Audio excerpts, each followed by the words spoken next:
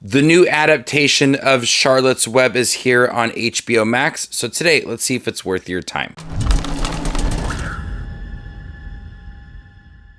After learning that a young pig's days are numbered, a literate spider weaves an elaborate plan to save her friend from the butcher's block. This really came out of nowhere. I didn't know this was a thing until a couple days ago. I'm familiar with the Charlotte's Web story. I've read the book as a child. I've seen the live action adaptation. I haven't seen the 70s animated film. I didn't really have too much thoughts going into this 3-part series. I didn't really have much anticipation, but I was curious to see how they would handle this adaptation because the story itself is more deeper than I remember, and it deals a lot with change and death and growing. A lot of what makes that story so popular and well known resides within this animated series. This has such a great voice cast behind it, with Elijah Wood, Amy Adams, Cynthia Erivo, Danny Trejo,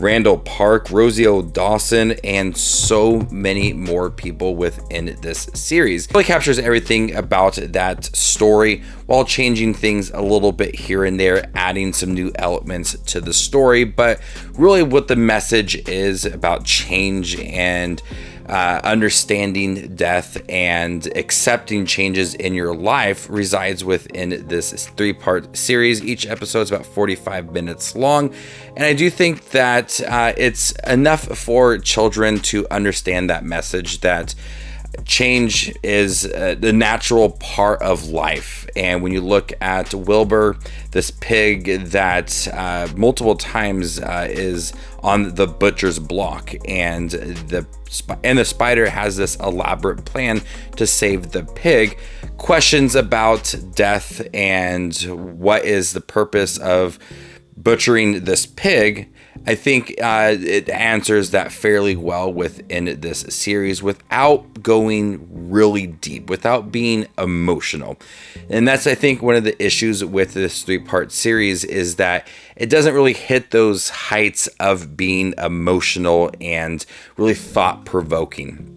And it is a children's story, so they kind of tone it down a little bit. But a lot of the emotional moments, especially looking at Charlotte's storyline at the end of the film, with her losing the strength after spinning her web for her children, the emotional moments between that friendship between Wilbur and Charlotte is really lacking. And several times throughout the series, when you look at the relationship between the young girl and Wilbur and all the animals and him possibly being killed several times throughout this series, it doesn't reach those emotional heights. It doesn't feel like I've latched onto these characters to be emotional or moved by everything, because it does feel very childish and it does feel more generic than I hoped it would be.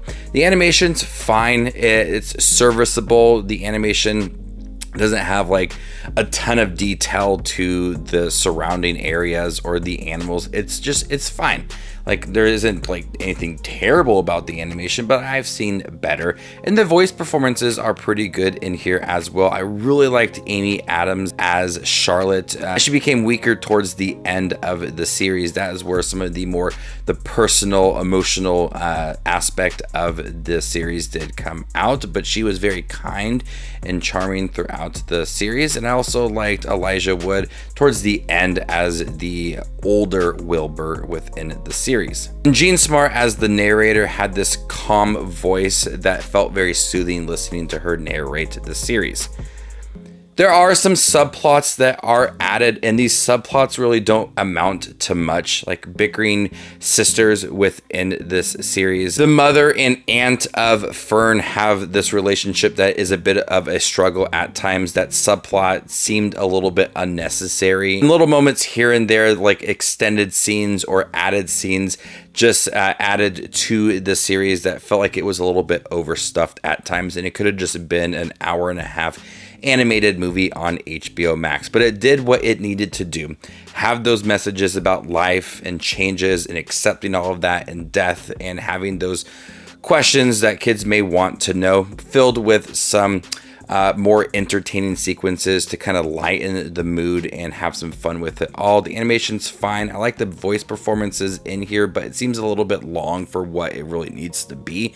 And it seems like it overstays its welcome at times, and it doesn't really reach those emotional heights. It could have been so much more tragic and emotional and thought-provoking, but it never really got to those moments. It felt just like it was at the surface level and felt like it could have been so much more deeper.